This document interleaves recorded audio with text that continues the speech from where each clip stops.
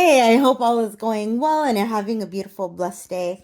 For those of you who have been listening, um, this is the second episode of a double publishing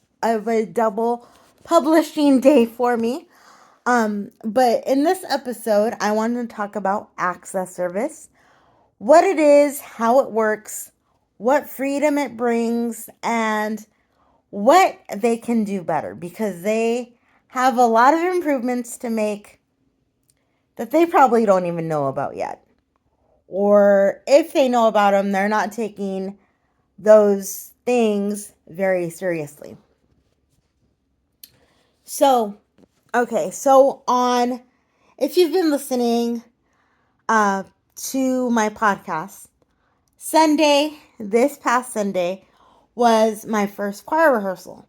So I was picked up at church at 2 o'clock.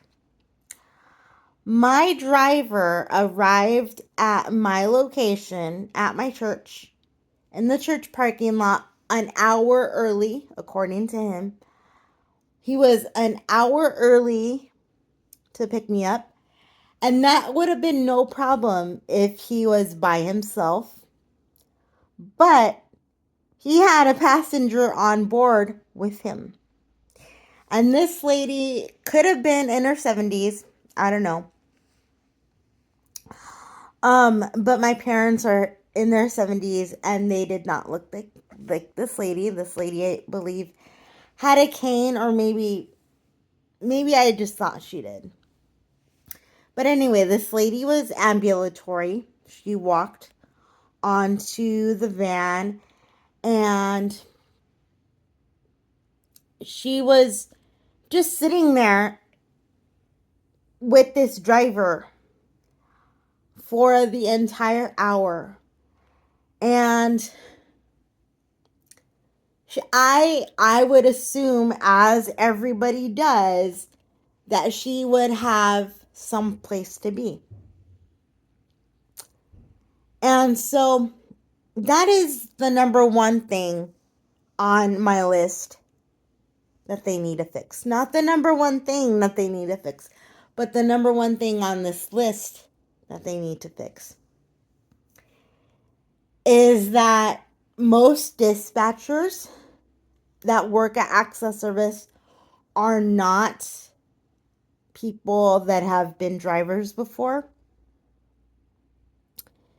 So they don't know the hustle and bustle that it takes to get somebody to where they want to go. And honestly, Access Service is in a tight spot right now. That a tight spot meaning that they need drivers. They need people that want to drive for them. But in order to drive for them, you need to be trained in a certain way, which the company will train you.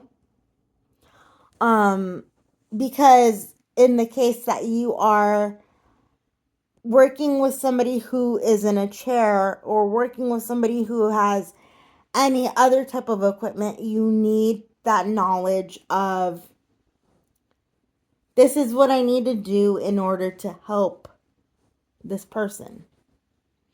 And if you want to learn about how I have an issue with the help that they can give you, please go back and listen to my most recent published episode. This episode will be published after I finish speaking to you. But in any case, the first problem was that this lady was not left on access, but told to stay with the driver until I was picked up. And so that's problem number one.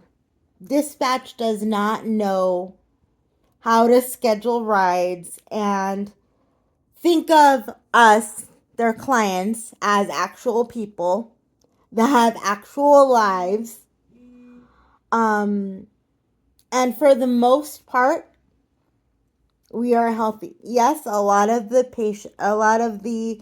clients on Access Service do go to things like dialysis or other medical appointments, but Access Service is there in order for people to live independent lives. And a lot of people that are clients use Access Service as our primary car. Or we would like to use Access Service as our primary car. So anyway, that is number one on my list, was that this lady was left way too long.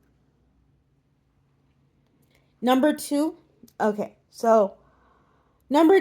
I think that Access Service needs to really re-examine deeply their policy on helping people. Most of us that take Access Service are full-grown adults, 18 and over. And for a child that needs to take Access Service, they have to, by law, have an adult with them at all times. So, where my beef starts is that when I was coming down, let's start at the beginning. I asked a friend of mine in choir rehearsal to help me put my feet back on my footrest because they had slipped off my footrest. And for some reason, I did wear pants this weekend because it was cold. But for some reason, I could not pick up my leg and drag my foot back onto the footrest. So I asked for assistance. And so my friend Lisa, she picks up my feet and puts them on my footrest. But I have the misfortune of when I go down our ramp at church, the momentum makes my feet fly out. So when I got down the ramp, I didn't think of anything of it, but I asked my driver, who shall remain nameless. I still remember his name, but he shall remain nameless. I asked my driver if he could put my feet back on my footrest. And I was telling my cousin the story, and I'm like, he literally looked at me and said, "Oh, nope, I can't touch you. I'm sorry, ma'am, I'm not allowed to touch you."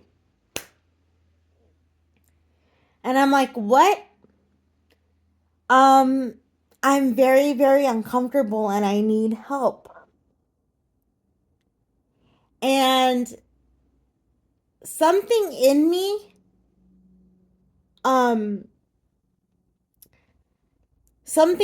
after I got in the van, because I got in the van with straight legs, because he insisted that he could not help me. He could not touch me. So something in me was very much a Karen, or what this new generation would call a Jessica. And I said, I'm gonna call a supervisor at Access and find out what your policy is. Because I have had drivers that have helped me when I needed that specific help. And they've thought nothing of it. Okay, so first and foremost, I want to go on record by saying that I believe that a driver should be able to help a passenger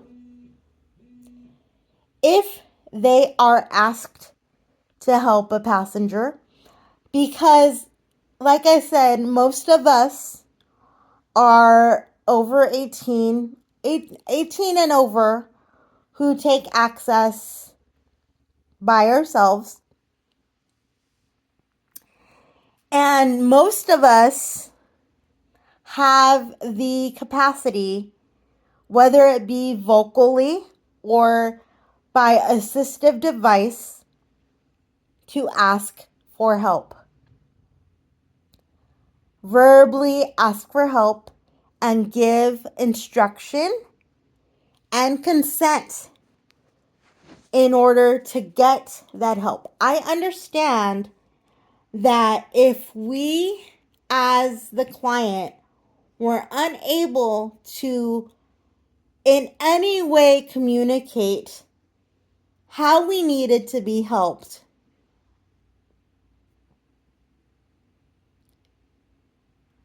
that it would create an issue. But since there are very many people who take access that are capable of expressing their needs and the way they need to be helped, I believe that access should allow their drivers to assist their passengers and therefore just be a good human. Because let me tell you, it was like it wasn't a big deal. It would have not been a big deal, but my feet had slipped out past the point where I could pick them up because my shoe got stuck on my footrest. So if I tried to yank and yank and yank my leg, my shoe would have ended up falling off and I would have been in another bad spot. So what I'm getting at here is that policies need to change according to the ages of the clients that are served by a company. And I believe that access is a good thing. I'm going to go on record and I'm going to say that access service is a very, very good system. First of all, well, number one, you just need to know how to work the system.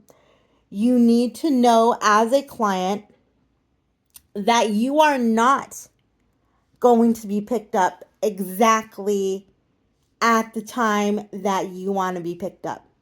So you need to be able to know how to structure your ride. I'm getting a little bit off topic here. But I feel like I'm going to need to in case there are anybody out there that want to express desire in becoming an access client, because it can be your freedom if you let it, and like I said, if you know how to work the system. So best practices in taking access service is this. Okay, so first of all, you need to set your ride the day before. You need to schedule your trip a day in advance of when you need to get somewhere. And you also need to schedule it at least, best practices are at least an hour before you need to get somewhere.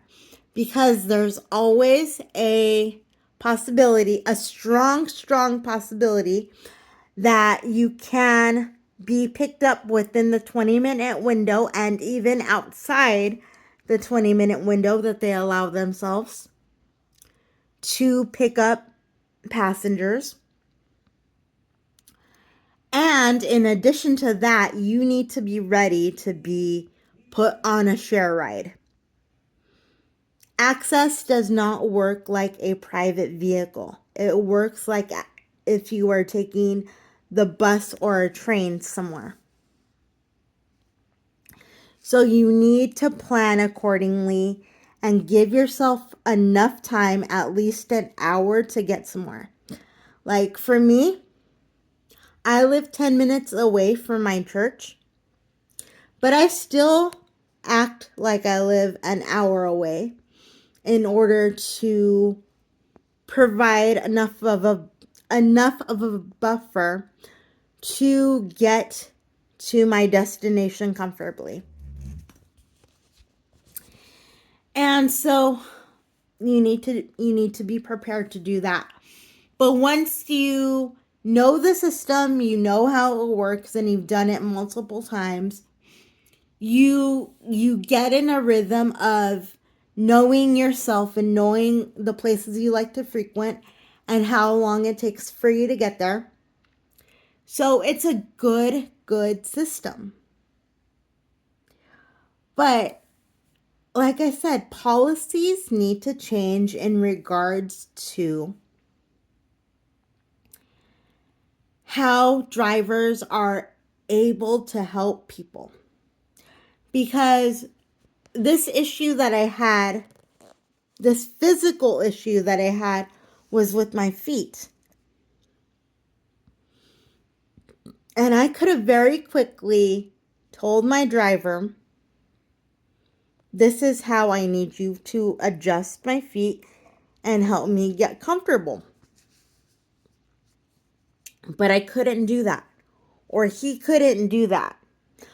But yet, access service drivers are allowed to help people put seatbelts on them. And I would think, this may be a stretch for some people, but I would think that putting a seatbelt on somebody and crossing their body, is much more intimate than helping somebody place their feet on somewhere. And so, yes, I'm going back to what I said originally. Access needs to rethink their policy.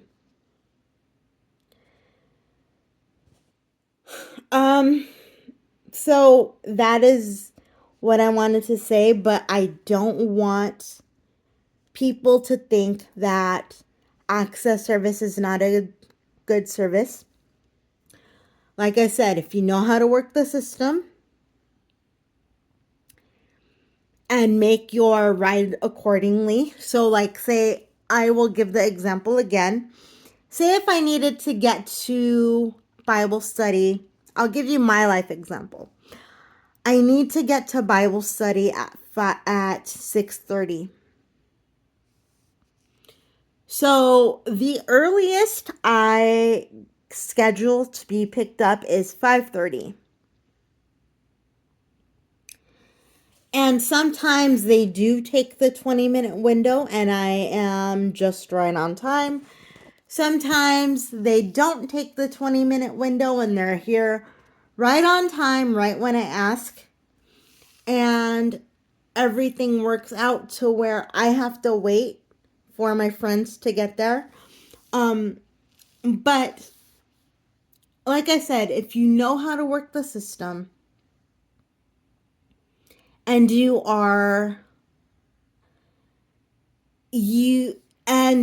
more experienced, once you have that experience, and sorry, I just majorly zoomed in.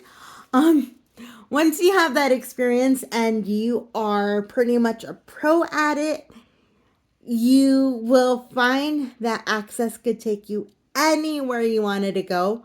You just, like I said, you need to know how the system works and how you could work the system for you.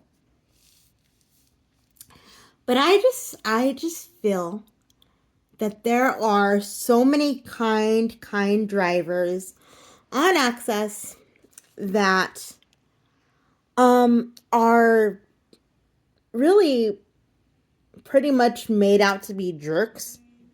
because of the access service policy that says I could help you with your seatbelt, but as far as making you comfortable in your own equipment, I can't help you regardless if you could tell me how to help you or not. So anyway, that is my gripe.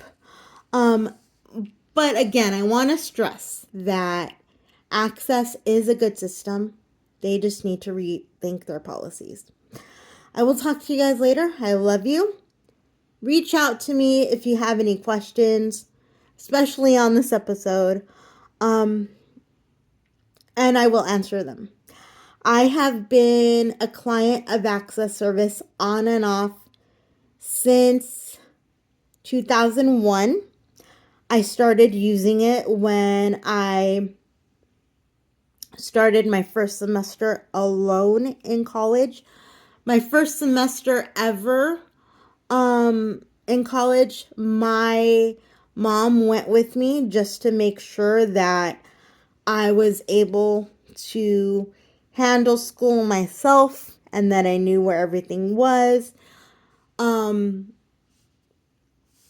But once I was used to everything, I was on my own, and I was taking Access Service here, there, and everywhere. Well, back then, here, there, and everywhere was school and back.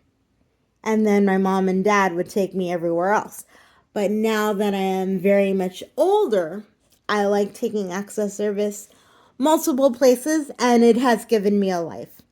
So if you have any questions on how it works, please reach out and I will let you know. And I will let you know how to become a client of Access Service, because once you do, your life will open up.